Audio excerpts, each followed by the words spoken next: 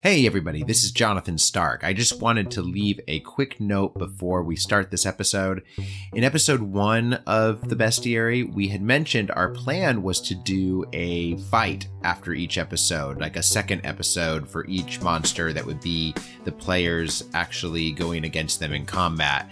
And you're getting some D&D tips, some Dungeon Master tips on how to run these combats. We tried that with the owlbear, and while it didn't go bad, it just didn't accomplish what we wanted it to. I think that everybody's play style and everybody's game is so different, everybody's table is so different, that it's hard to give really good direction on how to run a combat. It's just going to change for each time, and it's kind of a topic that might be better discussed in my adventurous appetizers. If you haven't listened to those, I go into topics like that in that podcast. But for the Bestiary, we decided we really want to focus on the lore, on the ecology.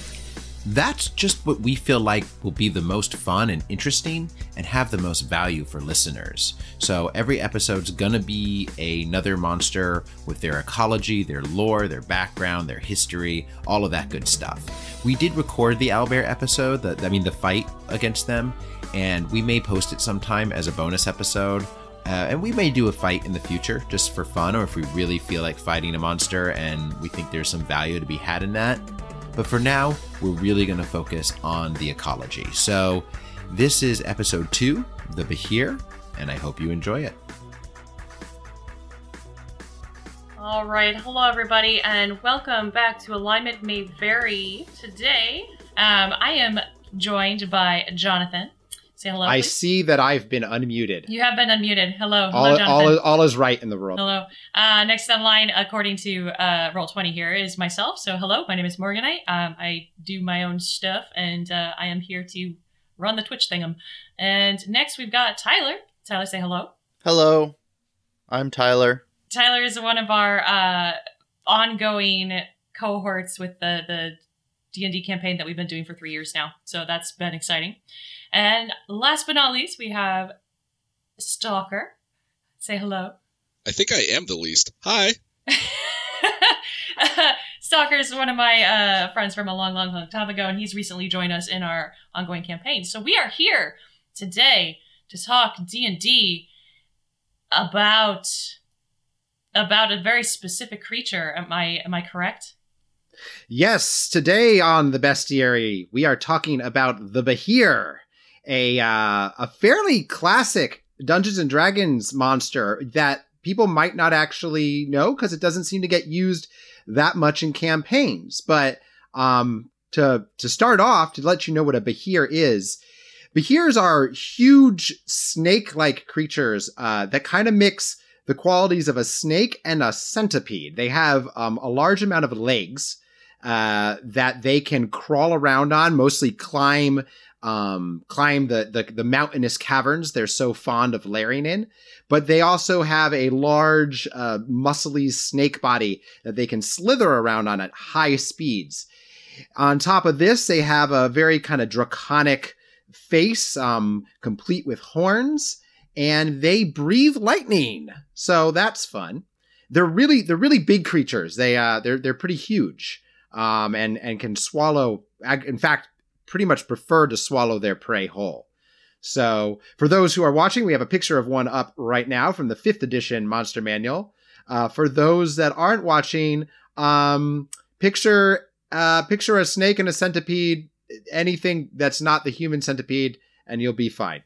What, to start it off, what size are they listed as in 5th edition? Are they giant? They're huge. Huge? Yeah, huge is actually huge. Above the I think is it large, giant? It's large and huge. It goes large to huge. So and then colossal, right? Yes, and then beyond that is just whatever the DM says, whatever the Dungeon Master says. Galactus. Big as. Galactus class. Good lord. Universe class. Yeah. Devourer of worlds. Yeah. So, Tyler, tell us why you chose the Behir. I chose the Behir because recently in the last at the end of the last stage of our campaign, during our epic battles in Red Hand of Doom, we came into contact with a Behir, and the character that I was playing had history with it, and it was the first time I'd encountered one in-game, and I wanted to know more about him, figure out how best to fight the next one. So Yes. So I see you were hoping for insider knowledge. So where do you want to start? What is it you'd first like to know about the Behir? Well, I got my first question, which is what is a Behir, answered already. So let's go with what are its history and origins within the game world of Dungeons and Dragons. Does anybody want to tackle this one? Or should I go? I think you're probably the most knowledgeable within D&D. Yeah. We'll chime in as we see fit. I did notice though that this photograph that you pulled of the Behir is blue in color, and from my reading, they are typically blue or maybe purple. Yes. I will mention a quick little bit of trivia about the coloration of a Behir. So most of them are this kind of bluish color. The males and females can actually be differentiated by color. So the males tend to be, it's the shade specifically on their underbellies. So the males are bluer on the underbelly, while the females tend to be white and kind of a azure color. Azure? Is that how you say that? Azure? I don't use that color a lot. Azure? Azure? I don't know. I've never actually... Azure. I've seen it think it's spelled azure. out. I don't think I've ever said it in my life. Same. I've seen it, and I'm familiar with the color in the sense of like painting, but yeah, I've never pronounced it. Wow. Okay. So tonight you learn not only about Behir, but about colors. This has been a very educational program. The more you know.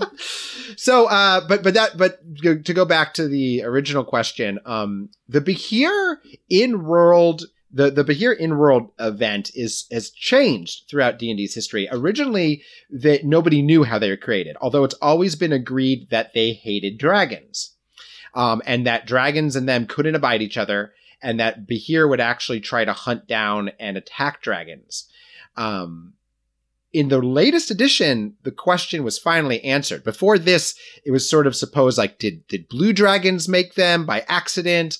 Were they just some sort of freak of nature? Did a drunk god create these things? Because, I mean, they have some draconic qualities. They breathe lightning. They're snake-like in appearance. 5th edition answers the question once and for all and lets us know that the storm giants created Behir. And they did create them during the war with the dragons, and they were used to hunt down dragons. This actually brings up another question, though, and I'd love to get your guys' thoughts on this. One thing that modern players of the game have pointed out is that Behir kind of would suck against a dragon. What's the size difference between, like, say, a fully grown, like your average fully grown dragon compared to a Behir? Well, they're both listed. They tend to be listed as huge. Okay. Once dragons get to a certain age, like let me see, like an adult green dragon, for instance, is huge. A ancient green dragon comes to gargantuan.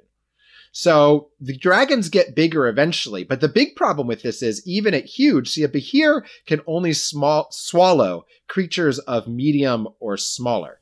Mm-hmm. So their swallow attack, which is one of their big forms of attacking, not going to work. Useless. Like, no. Yeah. Well, I mean, considering their like snake centipede like nature, maybe the idea was for them to like infiltrate dragon caves and stuff and like eat children and eggs and such. This is actually what I think. Yeah, I this is a theory. This is one of the theories is that they were used to eat dragon eggs, which is kind of creepy, and I think totally fits with a Behir's personality, which maybe we'll get to in a little bit. But also, do you think that they were specifically created as like a counterpart to blue dragons with the lightning breath weapon, or if there was originally the full chromatic spectrum and only the blue have survived from ancient times to whatever we would consider modern in 5th edition? I've got a theory for that, actually. Okay, yeah, I love it. The storm giants were able to get a blue dragon to like experiment on, and that's why they only have the one kind. Okay. Oh, that's a cool idea, and it actually fits a little bit with the. I mean, we won't go too far into storm giants. That's for another episode. But giants are not known for being like major creation, able to create like crazy monsters. It's just not part of their bag of tricks. So it's very possible that they kind of messed this up by only being able to grab one kind. I will say that there's nowhere in the history of D&D are there Behir that do anything but breathe lightning. Like you don't get chromatic Behir. So always most lightning. Always lightning. So most likely, I don't think they were created specifically to hunt blue dragons because the lightning attack would be completely ineffective. Yeah. That was something that had occurred to me. You had mentioned in the lead up to this, the tidbit of them being created to battle dragons. And I was like, well, that doesn't do any good against blue or I think silver metallic dragons are the ones with the lightning breath weapons / resistance. I don't remember. Another theory goes that they used to be stronger, to kind of go along with what you're saying, like that it wasn't their lightning attack they really relied on.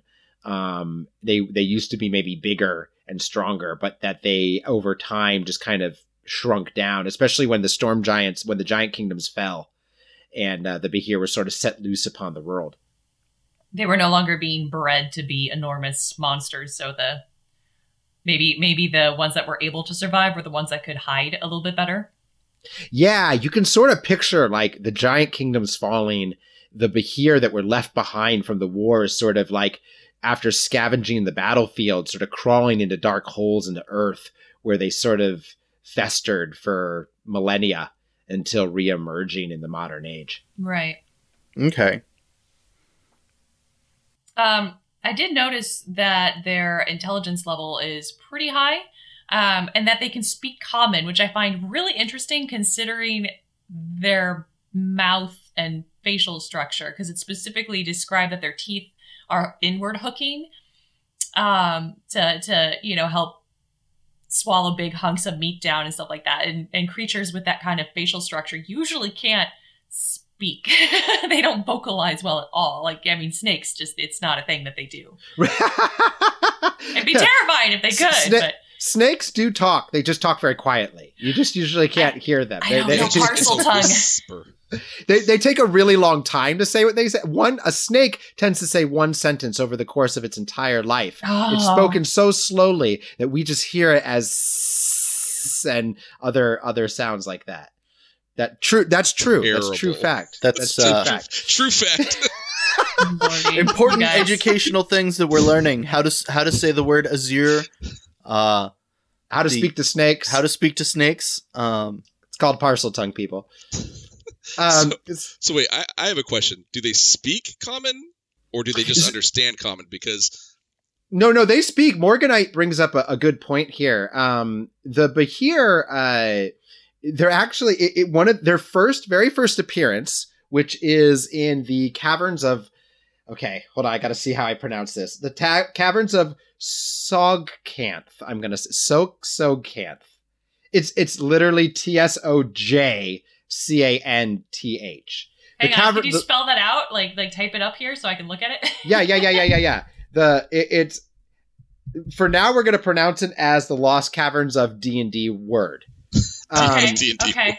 word. Yeah, but the Lost Sogcanth. I like Sogcanth. Yeah. Wow. Okay. Sogcanth. Sogcanth. Yeah. So this is the very first appearance of the Behir. It's in 1982. And the Behir that's in this is actually called Lud, or I actually think it's pronounced Luth or Luth, which is when two D's come next to each other in Welsh. It's a TH sound. So I think it's a Luth is actually how you pronounce it. But Luth is on page 21 of the Lost Caves. And one of the descriptions of him I love is that he can speak a bit of many languages learned from his victims before he devours them. Ouch. So I kind of dig it. I like that he keeps them around. He's like, teach me a word, and then he eats them. It's like Sesame Street with snacks. Wow. A is for apple, and I'm about to eat you just like an apple. That's a bit dark. Wow. So it's funny because so from the very first description of a Behir, you get this speaking aspect to them. And they actually, in their ecology, they're said to have rather large vocal cords. My own special theory goes that they have several going down the throat, which is based on the layout of some of their other organs that progress down their throat, which we can get to in a little bit. Okay. Let's keep going on the intelligence, because one of my questions was, how intelligent are Behirs? How smart are they, I guess? Obviously, we're talking smarter than owlbears. I mean, we got taunted quite a bit by the one that was attacking you, so yes, we do know they can talk, but yeah, strategery speaking, maybe? Well, intelligence is a 7, which is surprisingly low for a creature that can speak. It kind of is base level for speech, basically, I believe. And their wisdom is a 14, which is interesting. And I think that's more to do with the fact that they needed, like, they have high perception. You know, they can see and smell pretty good. But it kind of what it goes along with is in terms of strategy, they're really not that great at it. The Behir, they have one real strategy, which is they're stealth creatures. And they naturally understand that they are at an advantage when climbing. And other creatures are, trying to make their way up their very precarious cavern layers and stuff. And that's when they kind of leap out, tend to grab like a character or a hero or an adventurer and pull them back into the darkness, eat them, and then go away to attack the party one at a time. They don't tend to, but that's their strategy. That's like the extent of their strategy. They don't come up with, aside from this kind of natural instinct to ambush, they don't seem to be very smart in combat. That's still very good strategy and fairly clever. That does kind of lead to the built to kind of infiltrate caves and go after eggs instead of the actual dragons themselves. Yeah. I agree. Yeah, I think we can find evidence that builds up towards that theory, for sure. That terrifying theory. Well, it explains why, because in earlier editions I was seeing that, like, they just had this deep animosity with dragons, and dragons would, like, go out of their way to kill them. And I'm like, what? Why? Like, we've run into other instances where, things are territorial, and it's like, alpha versus, everything else that comes into its turf. But this feels more like of a personal degree of animosity, and that would make sense if that's what they were bred for. I know, it's kind of like a creepy thing. Like, I mean, it like to picture these egg stealing, like, snake centipedes just coming into, snake centipedes. Snakepedes. Centicakes? Snakepedes. Centicakes. Centicakes? Okay.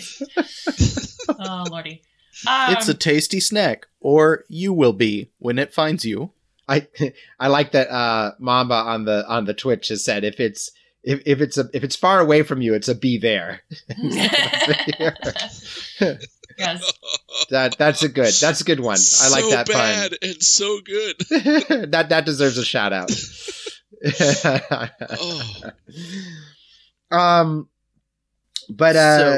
Yeah, go ahead.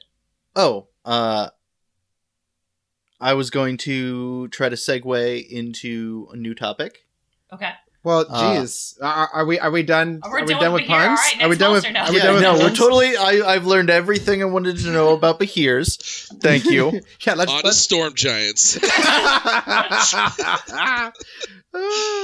I actually wanted to go back to the history and origins and know if there was any out of D&D. Where did they come from D&D? Is this another action figure? Is there some sort of... Thank God it's not another Ultraman ripoff. Absolutely. No.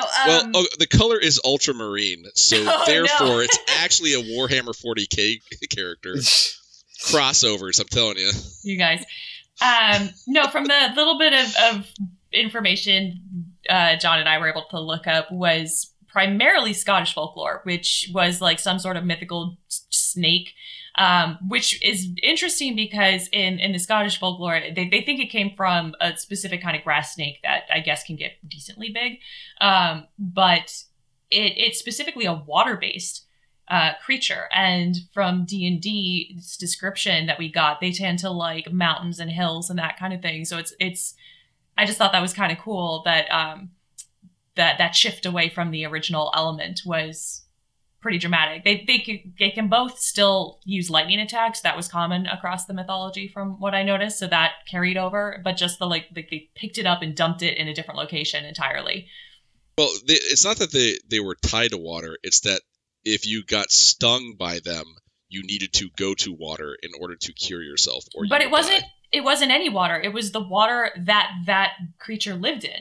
So I saw that they dwelled, like, they actually lived in mountainous caves and valleys. No, what Morganite is talking about is there's a Scottish creature. It's like a species of malevolent spirit called the foe or the vo. I think it's pronounced foe. Okay. And they are like mythological water spirits. They actually the English became confused when they heard the term and just rolled it all into Kelpie, because it was similar to that. Similar enough, yeah. But that's, I think, what Morganite is. That what you're talking about, yeah, Morganite? Specifically, yeah. And they were a water-based creature, which again, based on the build's the same. It's a multi-legged snake kind of a creature that can shoot lightning out of its mouth, but it's poisonous. That was the other thing, is that it was very poisonous. And so if you were bitten by it, the little bit that from what I understand, I may be mistaken here, I'm not like a scholar in Scottish mythology, but that one of the ways to cure it was to head back to the water that it was from. And if you got there before the creature returned, then you were cured. But if you got there after, you died. Yeah, that's you what were I saw. eaten. Okay. Yeah. And the original name for these creatures was the Behir. I think it was actually pronounced The Behir. spelling's a little different. It's like Beich. Right. Hang on, let me see if I can find it. It's the Behir Nim was the original Behir, creature. like Beithir, Behir, yeah. And that literally means venomous serpent. So they had a pretty on the money name. It kind of told you what it was right there in the name. Yeah. There's also another little tidbit there about if you kill a normal snake and you don't take the head a certain distance from the body, it turns into one. Interesting. And I do think that this whole idea of the because one of the Behir's most classic attacks is to wrap itself around a creature, like to coil around them. I actually think that comes from a traditional story. I think it's in the 1890s about a Behir, where there was this there was some Irish king who's like, this witch gives the king's son a magic shirt that's a Behir in disguise. And basically the shirt like coils around the. I know. Was this a blind king? Like what? How did you not notice when you pulled it on? And it felt was like in scales. disguise. There we You missed the magical disguise thing. Magic, you know. It's magic. Magic. Just magic. Do you, stalker? Is that one of your techniques as a stalker? Do you know, like do you just wrap yourself around somebody and when they're like, what are you doing? You're like, well, I'm their shirt. I'm a chain shirt. I'm protecting you. I don't think that's how it works. But then again, I never ask questions because they never respond. But anyways, this shirt like basically choked him, and the story is they had to find a way to uncoil it from the prince to like free him from the spell. So I'm pretty sure that's where the notion of this coils comes around, because that was a pretty popular folktale. So mythological Behir are significantly smaller, I'm taking it, than... No, actually, they were described as extremely large. They were okay. They were supposed to be large and most deadly kinds of serpents. Just pick... This one was polymorph, had a spell of polymorph, like, sexy shirt, like polymorph tank top. Okay. Cast on it, so it was... With the print on it, totally not a snake. Right. No, it totally was. No, it was a Christmas sweater. It was a Christmas holiday sweater with a woven design of a serpent. A true nightmare gift. And it had, and this was the thing. That, what I've pulled up on the screen is the original drawing of the of the Behir. Well, not the original. It's the one that appears in the second edition AD&D. The first drawing of the Behir actually appears on the cover of the Lost Caverns of D&D Word. Because and that's they chose the Behir to actually be on the cover, and it's the first depiction of one. Well, this particular design's interesting because that was another thing about the build of these creatures is the horns that they have.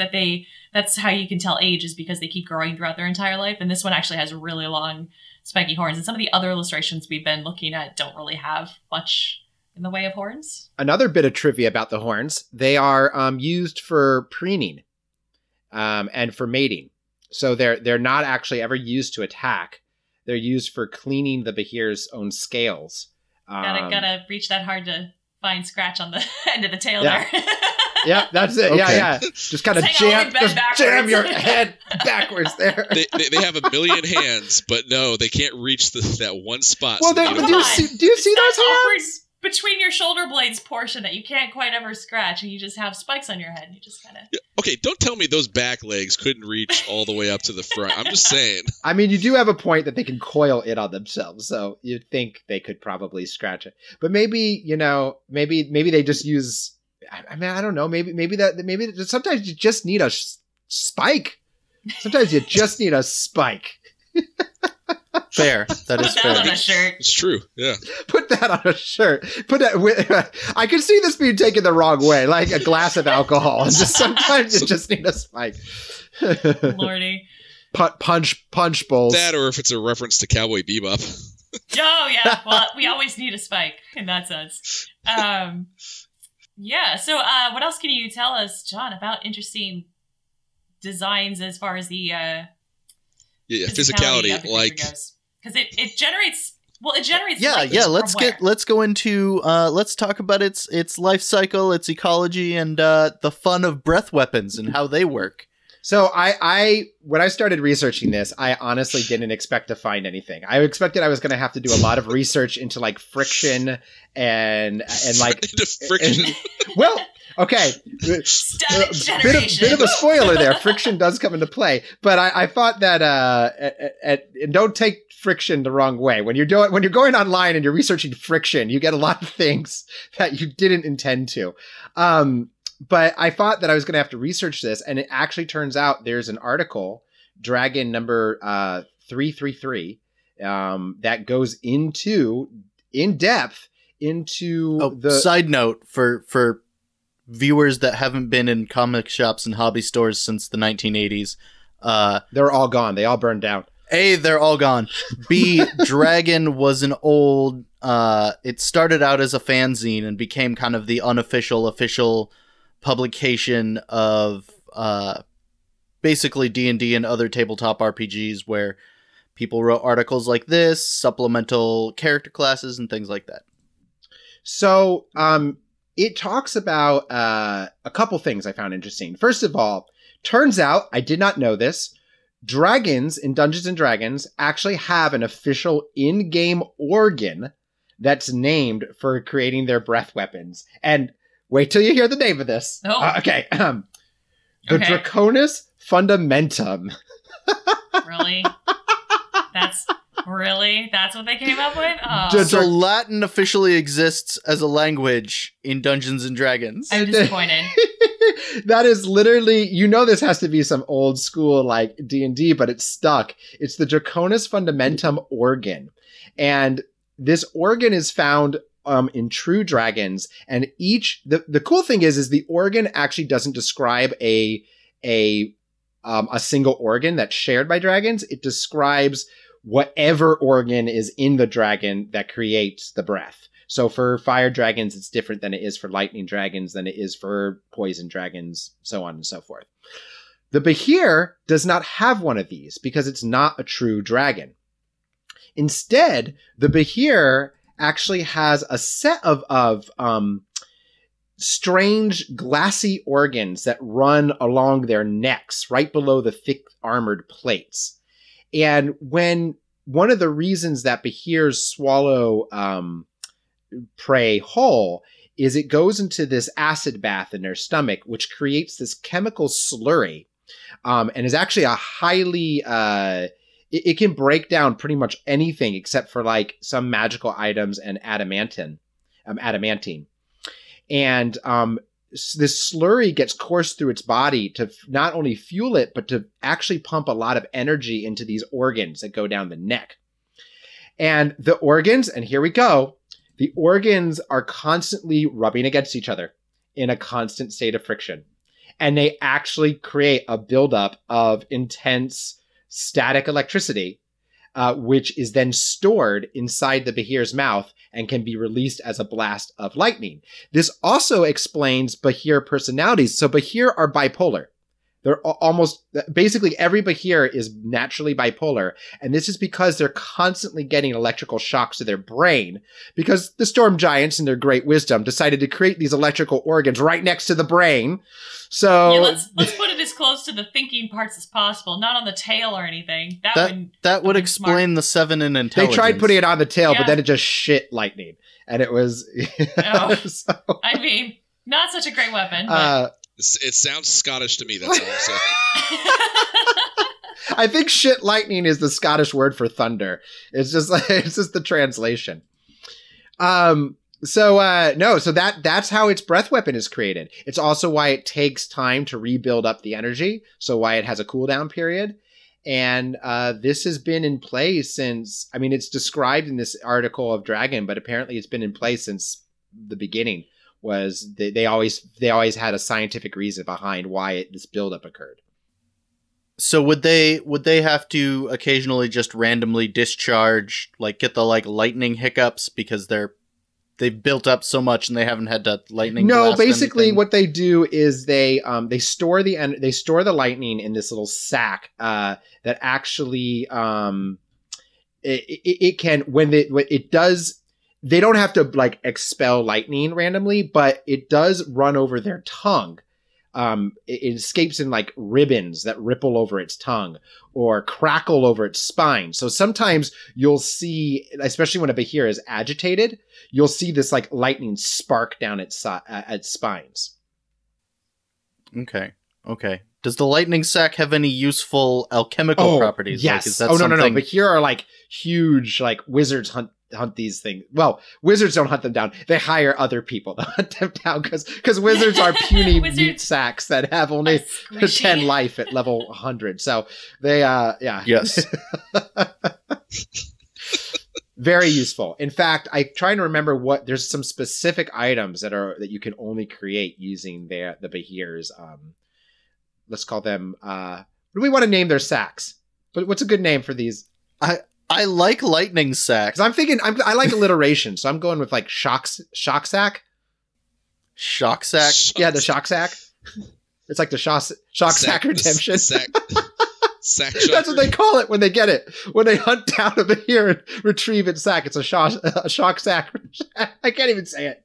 A shock sack. No. I feel like the alliteration is starting to fall apart here. It's like the best. It's like the best tongue twister. Shock sack redemption. No. Boo. Boo. Downvote.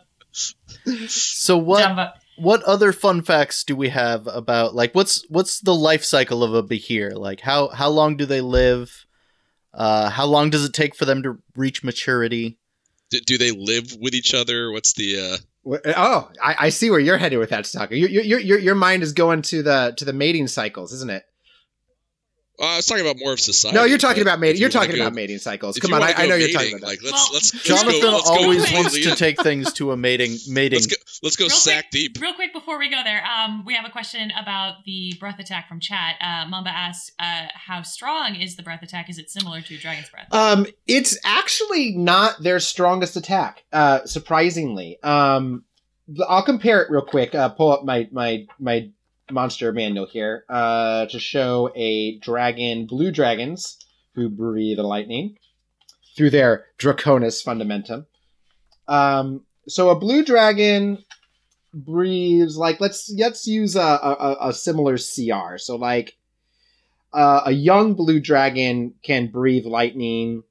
It's like this 60-foot line. It's 5 foot wide, and it does on average 55 lightning damage. Now that's a young ouch.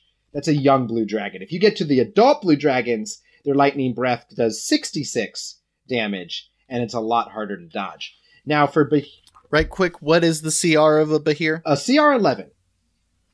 Okay. Now, and it has a lightning breath that's actually closer to the adult dragon, the 66 lightning damage, but it's only 20 feet long. So it really doesn't have much distance on it, and it has to line up its targets. So the lightning attack, while it can hit for a big damage, think about this, like it's only a DC 16 to dodge. So for those who don't know it, that's what you have to roll in order to dodge the attack. You have to roll a 16 on your dexterity save with whatever bonuses you have. That's not super easy, but it's not the best. Like the adult dragon who does the same damage and has like, I think 100-foot range or 60-foot range, it's a DC 19 to dodge. So a lot harder. So if you dodge it, it's halved. So you're talking 33 lightning damage now. And much more damaging is their grapple and their constrict and swallow, because they can constrict, which hits for 17 damage plus 17 damage. It grapples the creature. Then they bite for 22 damage, and then they swallow you, which you take 21 acid damage every turn while you're restrained in the belly. So the reason I bring all that up is I think to answer the question the short way is the Behir's breath attack is strong, but it's not their best attack.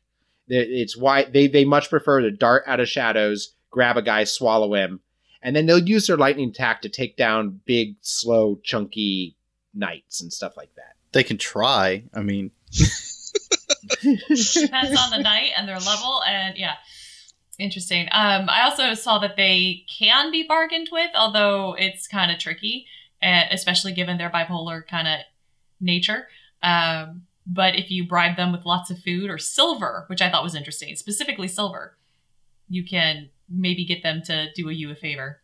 Behir, remember that they do come from dragons at some point in their genetic code. So they do share their like for shiny things, which, you know, that explains their desire for silver. In fact, the Behir was one of the first, maybe the first creature in Dungeons and Dragons to actually have treasure inside of its body. So that was kind of a thing that the developers had fun with, is when you killed a Behir, there was a chance that you would find treasure inside of it. Because a Behir, when it swallows things whole, it's all this treasure inside. What it normally does is regurgitates this and then buries it elsewhere. So it actually vomits it up in its lair, sifts through it, pulls out the treasure, and then buries it outside of its lair. Seems like a bit of an involved, unnecessary process, but okay. Yeah. What would the reasoning, I guess, be behind that? Like, why would they, rather than hoard it or... Behir are very suspicious. Okay. And they don't trust, they don't like to lair like a dragon does on a nest of treasure because they're afraid it will draw in adventurers. So they hide their wealth and basically use they're more animalistic than dragons. They're not, like I said, their intelligence is only 7. So while they speak and all that, their mind is very much set on eating and surviving. Okay. They don't really build societies or anything like that. They're a lot more of a solitary creature, I guess, with the paranoia and bipolar nature. It would make it difficult to keep a long relationship. Which, speaking of mating behaviors, do they pair for life, or is it more of a convenience thing? Behirs do not pair for life. Their cycle correlates with lightning storms. So they go out and get it on under the stormy skies. Monsoon season. Literally making their own thunder. Because they actually have a distinct bellow that they do during the mating season and the mating process that sounds like thunder. And they do this in alternating just cries that get closer together the closer the more the act goes on. let's say. The Behir, they mate much like snakes do in our world. Snakes have a cloaca. We're back to cloacas again. It seems to be a constant topic. If you thought you were done learning about cloacas, I feel like this might be a theme for a while. Prepare to be surprised. And prepare to be even more surprised because a Behir has a hemipenis. So it's a split penis with each penis connected to a single testicle.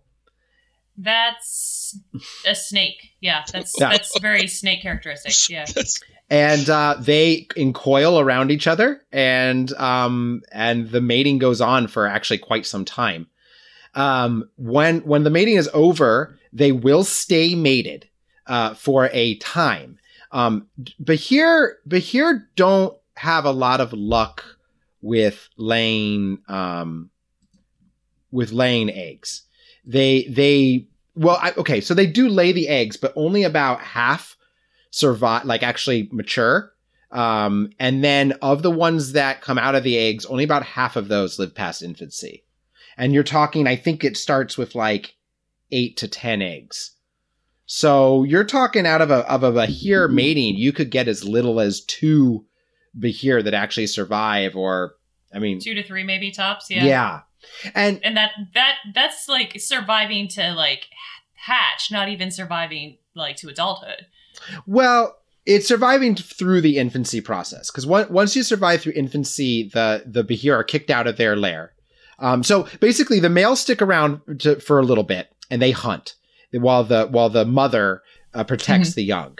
And then after about a year of this, the father just pisses off. He leaves, and the mother like just pushes the young out, and they're done. And they are chased from her territory, which territories are big. They're 400 miles of Behir territory. Oh, wow. There can't be many Yeah, of these it's then, huge. 'cause that's... Yeah. That's... No, and to speak to what you said earlier, like that is just surviving the basic rearing stage. Like you said, then these things go out into the world. They have to find their own territory. They have to survive. So you do not have a lot of Behir in the world. They're clever enough and they're good at hiding enough that they will always be there. And they're tough. They're not easy prey. Oh yeah. They're not squishy. We're all aware of that, Tyler. So yeah, that's pretty much it. Like, but this is why Behir numbers don't expand. And it's actually a nice bit of ecology I like in Dungeons and Dragons, because they did want to explain why this creature, like some of their more powerful creatures, haven't just taken over, like the entire planet. And this is why for Behir, they really don't have a great survival rate. And I was wrong. It's 2 years. The Behir mothers raise their young for 2 years. Okay. Is there a limit on how many legs they can have? I think it was like 12 on either side. Was that I think it's the same number each time. I know I keep saying centipede, but they definitely don't have hundreds of legs. I believe they have 12. Because I've seen 12, but I've also seen pictures with like 30. That's a good question. I think I don't have an official answer for that, but I could look in the second edition real quick while everybody, if you guys have other questions you could cover. While he's refiguring that out, Morgan, did you find any specific like folk tales when you were looking in? One. Oh, Stalker actually has one. Yeah, I have one. Okay, so there was a mountain, and it was called Ben Gulben, mostly west of the town of Glencoe, famous town of Glencoe in Scotland. And it had a story of a dragon that took shelter in it, in a great hollow on the face of the mountain. And it was right above a pier of the area where boats dock. And it tormented the countryside. People were being killed. It would, destroy livestock, and no one could, even dare to attack this dragon. And eventually, a skipper called Charles the Skipper anchored his vessel a good distance out from the where the dragon nested, and created a whole bunch of spike traps using barrels and spikes, and lured the dragon to his boat using cooked meat. The dragon, so enamored with the smell of this food, basically killed itself trying to get to the food. Oh, wow. And the story goes on that it actually had a baby that started to grow into a full dragon itself, and a farmer came across that baby's eggs, as adult now, and set fire to the nest, killing the eggs, and the eggs were screaming from the pain. The dragon heard it, came down, didn't get there in time, and then basically just killed itself by lashing itself to a rock. And the rock and the mountain were named after the Behir, the historical context of the dragon. Now I came in a little late. Are we telling Thanksgiving stories? Exactly. Yep. Oh my god, no. No, Scottish folklore. Thanksgiving. Scottish Thanksgiving. What happens if you chop off one of the legs? Does that... I don't think they're like starfish. Yeah, I mean, do they grow back? Or because, snakes and lizards tend to have the ability to regrow limbs. Lizards, not snakes so much. Well, this is like a cross between a lizard and a snake. Its locomotion is... There is no. They have True. 12 legs, by the way. That's official. 12 legs. Okay. There is never a. Well, I know that the newly hatched Behir don't have all their legs. Newly hatched come out with 6 or 8, and then the leg. And then they eventually grow. Yeah, and it's one of the other ways you know that you're facing an adult Behir is they'll have all 12. See, that even raises more questions on whether or not they'll regrow back a limb, because they grow limbs as they age. That's interesting. I don't know. There's no record. There's nothing.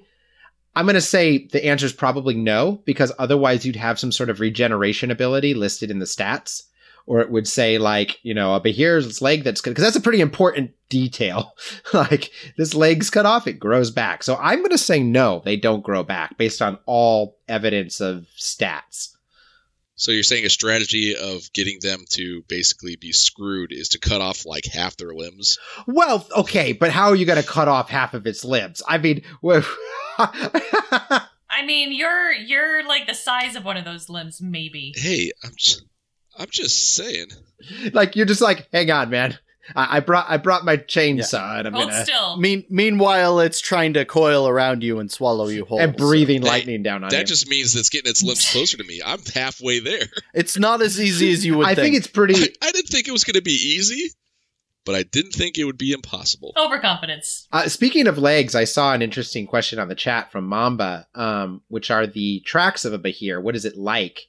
And this gets into their locomotion. So as you can kind of see from the picture I have up, for those of you who are listening, not watching, the picture shows like half of the legs sort of being used like normal legs, and the other half are like just kind of flopped over and look like they're not really doing anything. This is because a Behir, when it moves across terrain, tends to tuck its legs in and slither like a snake, which I think is super cool. Kind of like transforms a little bit, tucks its legs in, doesn't use them.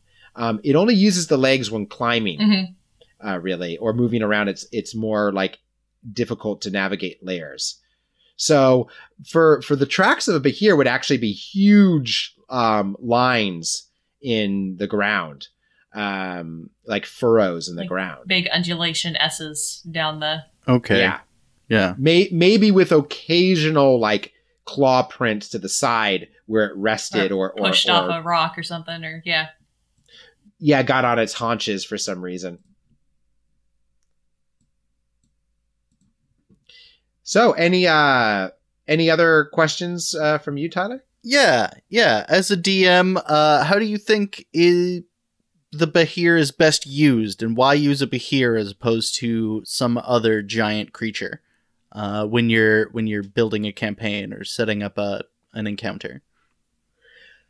Behir don't show up a lot in campaigns, and it's kind of interesting. It's kind of understandable why, because of their CR11 creatures. So by the time they show up, you're either going to be, they're either a boss monster or they're kind of this normal like mid-range creature that players fight. And as a boss monster, I think they lack some of the sort of obvious majesty of like a dragon or other creatures of that level, giants, things like that. But I think I would encourage DMs to start thinking of the Behir as these interesting territorial landlords where they take over huge amounts of territory. And you got to imagine, if a Behir, they're very territorial. They cover what I say, 400 miles? It's huge. Yeah.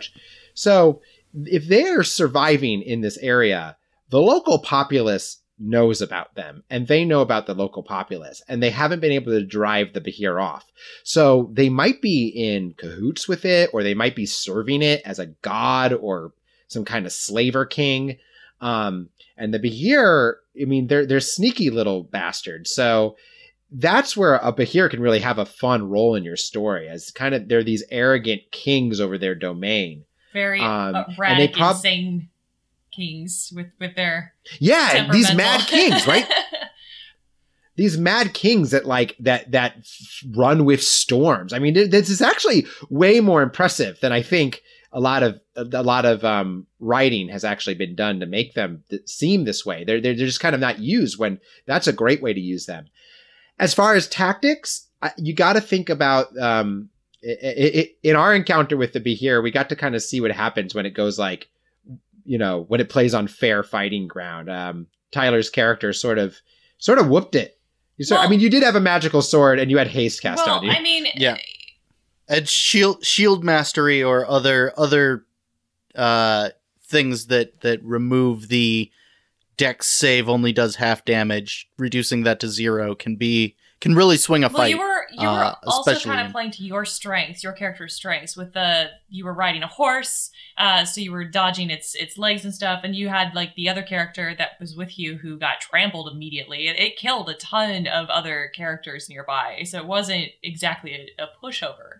And I imagine, there was a ton of attrition in that fight. Yeah, it was essentially let's hack away at it, and then when you did slaughter it, it was like super injured from your previous mauling, and then it just kind of died. I will say though that probably the more appropriate way to use them is they don't leave their lairs unless they know they have a clear advantage. And in their lairs, they should definitely have a clear advantage. Players should be having to climb up steep cliffs, navigate really difficult terrain. And the Behir, which can climb without any problem, they have like a 40-foot climb speed, should be popping out of the darkness using its stealth, because I think they get +7 to stealth.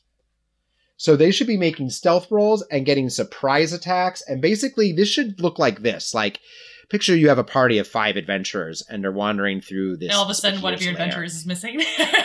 Yeah, you literally it should feel like a horror movie, It should feel like a horror movie. That would be really cool, actually. And this adventurer, meanwhile, this player, you can be like, oh, you've been grabbed, you've been, if they don't succeed at their grapple, they get swallowed. Yep. And once they're swallowed, it's scary. They have to deal a certain amount of damage for the Behir to vomit them up. And if they can't deal that damage before they die, they're gone. They're digested. And so the other players will hear the Behir, for such a large creature, it's very stealthy and quiet. So they'll hear the scream of their companion and then nothing. So picture like Alien, the movie. That's how this should play out. The Behir, and then when it comes down to more like 1 or 2 characters, the Behir might emerge, blast one of them with lightning, and then try to finish them off with physical attacks. Interesting. A Behir, one thing to note though, once a Behir reaches low health, it's not going to stick around to fight. It'll either run or it'll try to barter for its life. They are not to the end fight. They do not fight to the death. They have a very strong survival instinct, which probably goes along with the fact that they were like doomed from childbirth. Do they have any sort of like parental instinct? Like if you were to come across, you know, during the two-year nesting period, if you were to invade their lair, would they just... No, nobody's ever come back to tell that tale. So probably not. No, I think for sure that is they, like I said, after the 2-year period, no parental instinct. But during that 2-year period, the mother doesn't leave the lair. She is there day and night.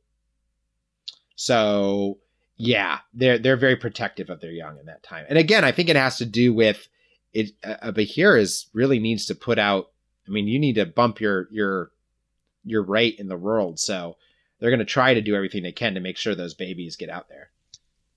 Someone in the chat asked, can they be trained? Not maybe as an adult, but as like infants.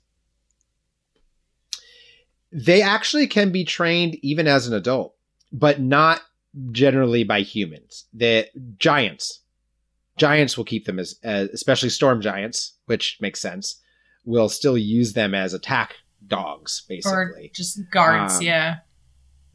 But maybe trained is the wrong word. It's a mutually beneficial relationship. Symbiosis. Yeah, I mean, as soon as the Behir thinks it's not being treated to the full amount of its arrogance, or if there's any question as to it getting what it wants, it's going to betray its master. I love this design, by the way, the one that you just put up. could see it.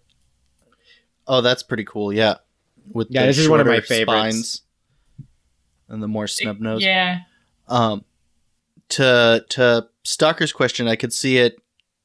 With the 7 intelligence, you could probably if you had the right evil overlord type, I could see a manipulation taking place. Not necessarily trained, but like easily convincing them to do what you wanted them to do.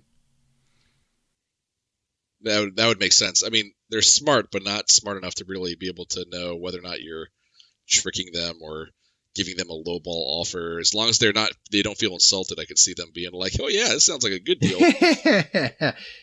Which, if you do run a higher level of characters, party members against these guys, it could be fun to sort of play with that instead. I mean, you could even, if you really want to play around with the ecology of the world, you could have an entire territory that is supported by the Behir. Maybe not in a very tasteful way, but like, the entire economy of a society might be based around, feeding the Behir and the Behir protecting the territory from any invaders. And, you could put your party members in the dilemma of having to decide whether to kill this beast and basically bring down the structure of its society that it's protecting, or whether they're going to try to find a way to work with it to get what they want. Mm-hmm. I think that's the kind of thing you have to think about with Behir is, these are very unique, very rare, and very large creatures. And if you think about them versus commoners or any, even nobility is a very low CR challenge level in the books.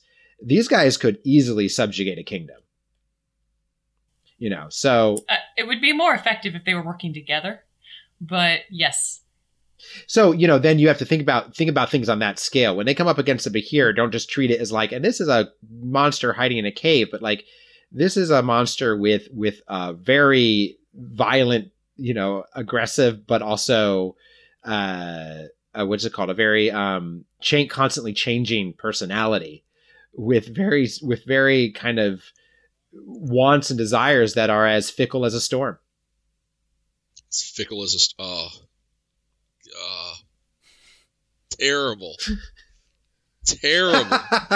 No, that wasn't one of my words. It wasn't that bad. That wasn't as bad as Be There. Oh, yeah. Mama still takes the cake for tonight. Oh, so, I feel like we're drawing to our end time here. does anybody, do you have any more, Tyler, or like any final kind of questions, or does Stalker or Morganite, you have any final bits of trivia you want to throw I have a out? question, actually. If the Storm Giants created this, why didn't they teach it how to speak Giant? Oh, because it speaks Common. That's right. It's Common and Draconic. You'd think it would they would teach it how to speak the language that they use most commonly. I actually think they wouldn't. I feel like well, go ahead. You were going to say something, Tyler. I've got an answer, but you go first. I was going to say the time in which the Storm Giants created it was, as you said, millennia ago. Maybe it's something that's degraded since the fall of the Giants. They just don't, over time, they heard less and less Giant and more Common and Draconic. That makes sense. It did say that it could speak, whatever languages it learned from things True. that it ate. That's a good point. Teach me a word. It would. Which to me says that most Behir are only going to be able to say, "Don't eat me! Oh God, please put me down!" And weird variations of that. Yeah.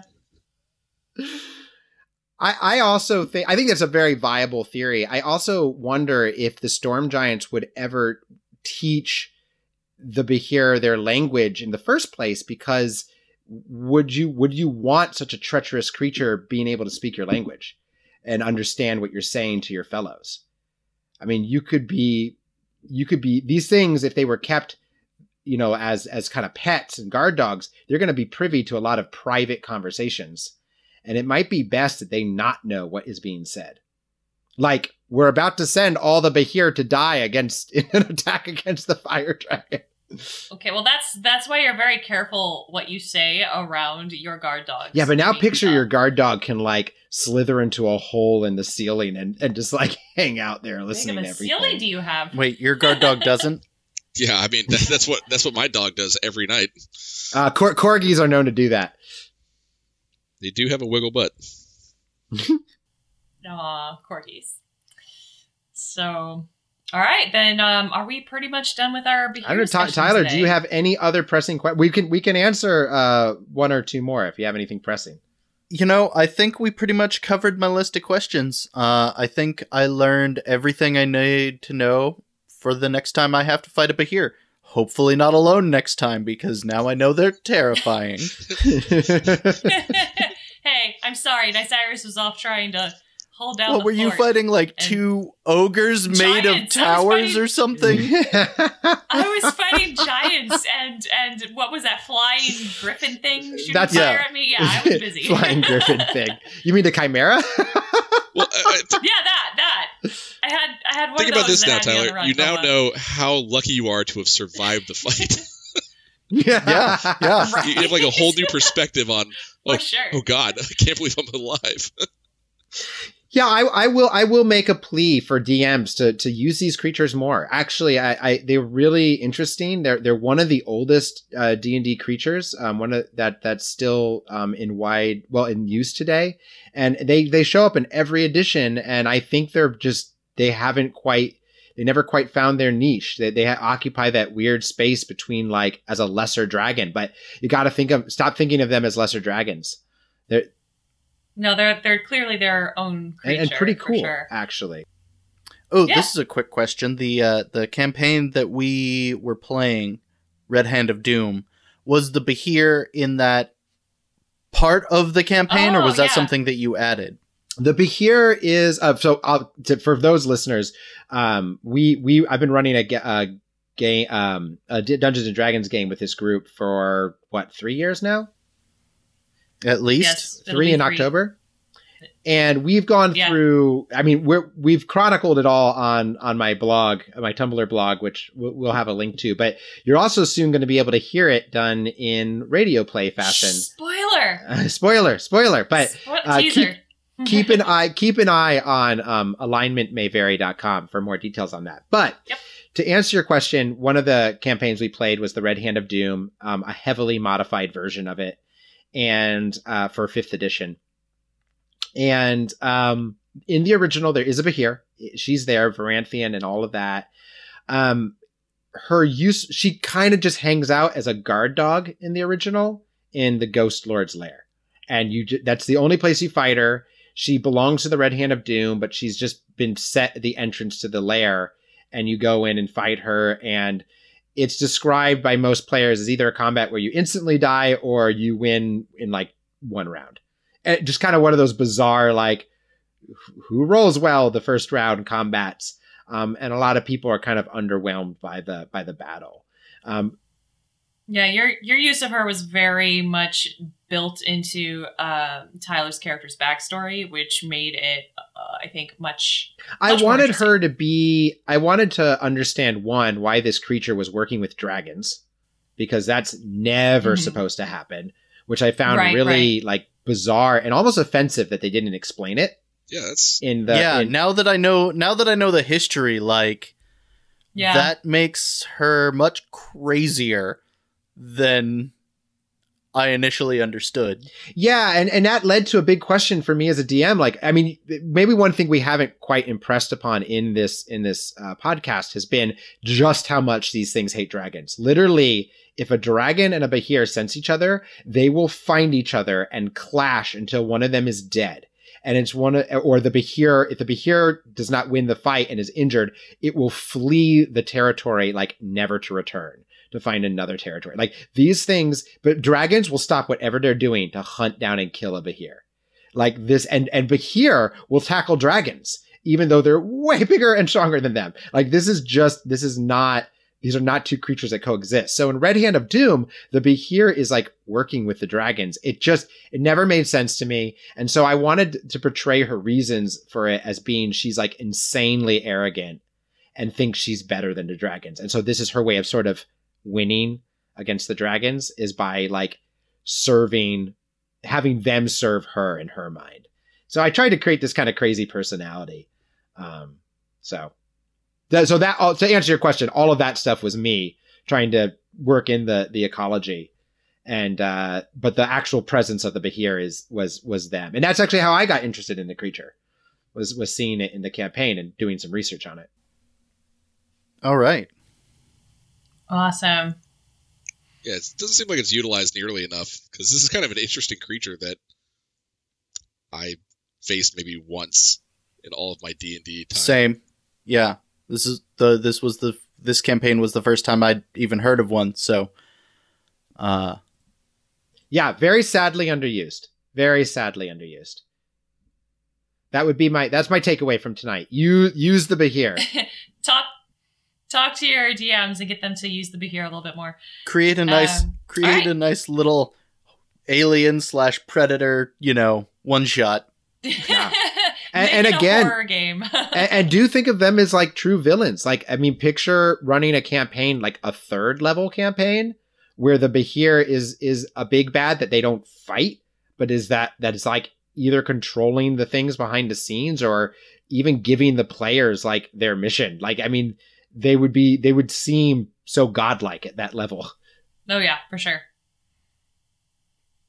All right, awesome, guys. Thank you so much for hanging out with us while we sat and discussed the Behir. If you would like to check us out at alignmentmayvary.com, that's where we're going to eventually be posting this podcast, and our previous one on owlbears is up there already. Also, you can follow us at Twitter at alignmentv, and keep an eye here on the Twitch channel. We're going to be doing unicorns next, which will be in approximately 2 weeks' time. We have to nail down a schedule still. But yes, keep an eye out for that. That'll be happening. So. And we post a schedule on here. We post it on our Facebook page, which is Alignment May Vary. We post it on Twitter, and we post it on our Patreon page, which you can find at Alignment May Vary as well. There's a link to it from our homepage. Yep. alignmentmayvary.com is kind of our hub world if you want to find out about us and our various projects, which we have several in the works. So that'll be fun. Thanks again. We really appreciate having you all, and we will see you next time. Bye, guys. Have a good night. Take care. Good night, everybody. Good adventuring. Lawful neutral.